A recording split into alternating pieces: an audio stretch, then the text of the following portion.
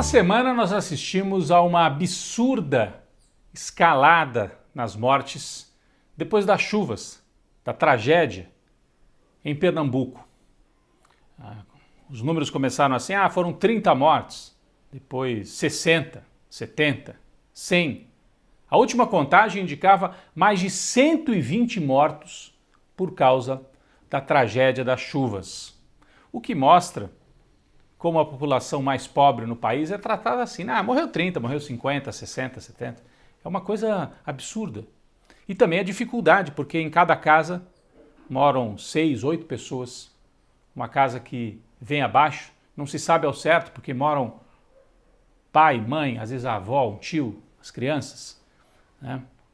Então a tragédia das chuvas é a tragédia da mudança climática no planeta. Recife está na lista das cidades que podem ser mais atingidas por causa das mudanças climáticas, principalmente se houver uma subida do oceano, como os cientistas esperam, já que Recife é uma cidade baixa, né, na beira do mar, com muitos canais. Mas nesse caso, a tragédia foi outra.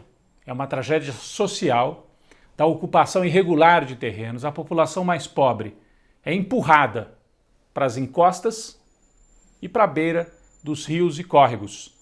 Não exatamente no Recife, na capital, mas em outras cidades que ficam num cinturão ali no entorno, no Grande Recife, como se diz.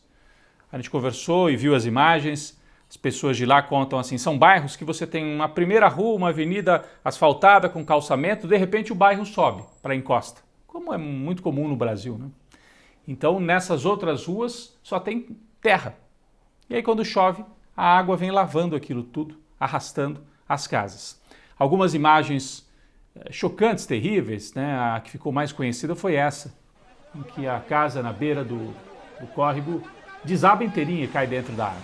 Vocês já repararam que existe tragédia ambiental também na Europa, em outros países, mas grande quantidade de mortos a gente vê na Índia, no Brasil.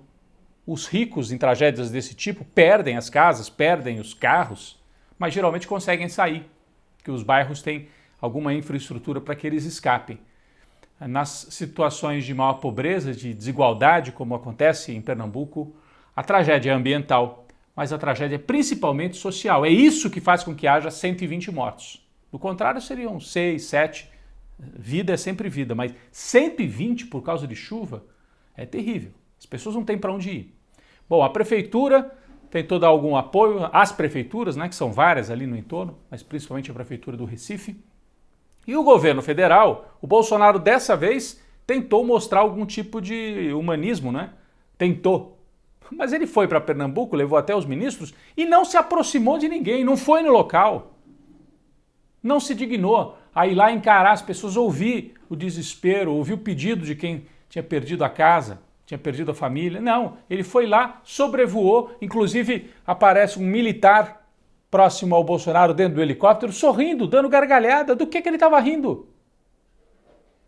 Então, é um presidente que fez isso certamente porque alguém na comunicação falou, presidente, é melhor ir lá, porque vai pegar muito mal. Ele foi de má vontade, né? Foi de má vontade. Quem prestou solidariedade foram os movimentos sociais recolhendo dinheiro para comprar colchões, cestas básicas, alimentação básica e muitas famílias alojadas em escolas na região do Grande Recife, uma tragédia enorme para o Brasil.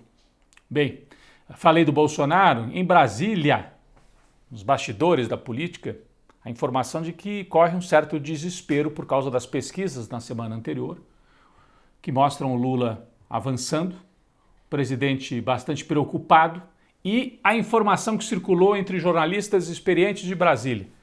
A turma do Palácio do Planalto cogita decretar estado de calamidade. O que é isso? Estado de calamidade você decreta, por exemplo, numa pandemia, numa guerra, num momento em que todo o território nacional tenha sido atingido por uma tragédia. Não é o caso. Mas o Bolsonaro cogita decretar o estado de calamidade porque permitiria manejar o orçamento com mais liberdade. Poderia furar o teto, arrebentar, gastar mais, tudo em ano eleitoral, porque ele precisa de dinheiro para despejar em algumas regiões para tentar tirar essa diferença nas pesquisas. Seria certamente uma decisão contestável, contestada na justiça, né? Porque não tem esse quadro para a decretação do estado de calamidade. A calamidade chama-se Jair Bolsonaro, mas daí a gente só vai tirar com a eleição. Esse é o estado de calamidade no Brasil. Bom, do lado da oposição, a semana começou com emoções fortes, né? Num evento em São Paulo, em que foram lidas cartas escritas por cidadãos brasileiros. Foram milhares de cartas escritas por cidadãos brasileiros para o Lula quando ele estava na prisão em Curitiba. 580 dias preso, né? E parte desse material foi recolhido e transformado num livro, pouco mais de 40 cartas, editadas num livro. E aí tiveram a belíssima ideia de fazer um evento em São Paulo com a leitura de algumas dessas cartas. Quem é que leu? Bem, acho que um dos trechos mais emocionantes foi quando a Denise Fraga leu a carta de um cidadão brasileiro de origem humilde que escreveu prestando solidariedade ao Lula. Vamos acompanhar um trecho. Eu estou lhe escrevendo uma das mais simples cartas entre as milhões que merecidamente você recebe. Meu querido amigo, você pode acreditar no que este admirador te diz. O meu pensamento e o meu coração está aí nesta sala com você 24 horas por dia, meu amigo. Eu sou um simples pedreiro que trabalha os dias que tem serviço, pois desde que você saiu do governo para a classe de pedreiro, caiu 45% no valor da mão de obra. Mas mesmo com tão pouco, eu ainda penso em te ajudar. Eu vou arrumar um jeito de fazer uma pequena contribuição para arrumar mais algum advogado. Eu sei que os que te defendem são muito bons e eficientes, mas vamos reforçar mais esse time, porque nós queremos o nosso artilheiro em campo.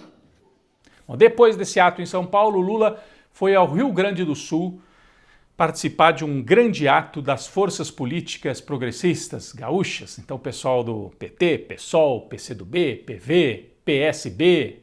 Lula esteve lá num grande ato, numa casa de shows. E depois, no dia seguinte, ainda em Porto Alegre, se encontrou com lideranças da área de cultura, escritores, roteiristas, diretor de cinema, pessoal da cultura negra, e algumas falas bastante emocionantes, como a do escritor Jefferson Tenório, que estava nesse evento, e do cineasta Jorge Furtado, um dos maiores cineastas brasileiros, que falou sobre o momento político brasileiro. Vamos acompanhar. Nós, trabalhadores da cultura, não queremos viver num país onde a fome ameaça 36% das famílias. Não queremos viver no país onde o governo acha que armas nas mãos das pessoas são a resposta para acabar com a violência. Num país onde o governo louva a morte, despreza a ciência e tem o único governante não vacinado do planeta. Um péssimo exemplo que certamente causou muito sofrimento e muitas mortes. Não queremos viver num país onde a polícia truculenta e racista tortura e mata jovens negros todos os dias. Bom, a gente está com uma semana aí também de muita preocupação com a Covid, um repique na pandemia, muitos casos, felizmente casos leves em geral, para quem está vacinado. Mas quem tem comorbidade, né, alguma outra doença respiratória, ou quem é de mais idade, corre risco. Então, voltou a recomendação, escute aí, hein, para se usar máscara. Em locais fechados, não tenha dúvida nenhuma, escola, transporte público, supermercado, se você vai a uma loja, a um shopping, máscara. Máscara protege demais. Ah, eu estou vacinado. Não interessa. Importante não pegar mesmo, porque conheço várias pessoas que tomaram 3 doses e pegaram. É leve, mas é um incômodo. E ajuda a espalhar, a manter a pandemia viva. E a gente precisa vencer.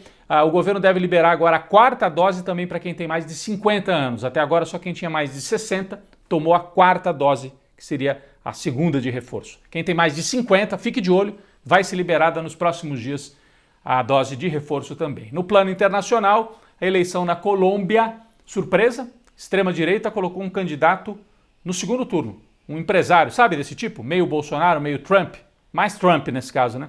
Empresário, eu não sou político, fala um monte de besteira, dá entrevista usando pijama. Rodolfo Fernandes surpreendeu vai ao segundo turno contra o candidato progressista Gustavo Petro.